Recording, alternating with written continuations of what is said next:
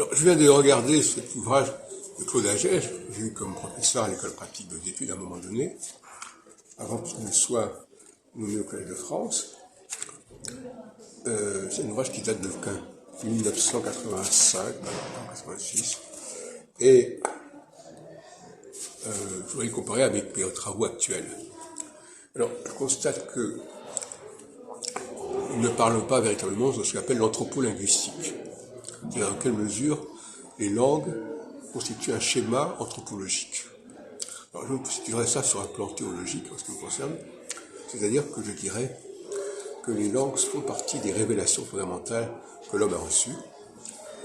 J'ai très beaucoup d'importance à l'écrit, justement, et aux codes qui permettent de passer de l'écrit à l'oral.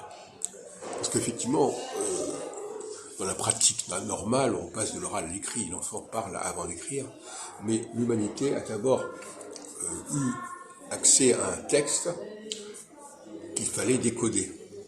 C'est-à-dire le problème du tétragramme, notamment dans le domaine judaïque. Comment lire le tétragramme, comment lire le nom de Dieu, Yahvé, Jéhovah, etc. Et donc, il ne me semble pas qu'il ait abordé, Agege, cette question de l'enseignement anthropologique de la langue, notamment le passage de l'écrit à l'oral, et le passage surtout à deux niveaux, ce que j'appelle les deux niveaux.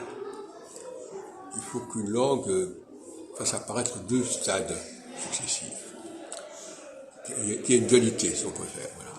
Pour moi, une langue est l'enseignement de la dualité de masculin et féminin, passer au futur, mais aussi de singulier au pluriel, etc. Selon un certain nombre de procédures que j'ai décrites par ailleurs. Et je ne l'ai pas trouvé dans cet ouvrage, L'homme de parole, quelque chose qui aille dans ce sens. Donc je ne l'ai pas regardé de manière attentive, j'ai pas eu le temps, mais malgré tout, c'est un ouvrage qui a le mérite de faire le point sur les rapports entre la linguistique et l'anthropologie, même si on ne prend pas le mot anthropolinguistique. Mais pour moi, je suis sur le plan théologique, pour moi, la langue majeure, la langue sacrée, est porteuse d'un message, non pas par ce qu'elle véhicule, non pas par le texte qu'elle véhicule, mais par sa structure même, intrinsèque.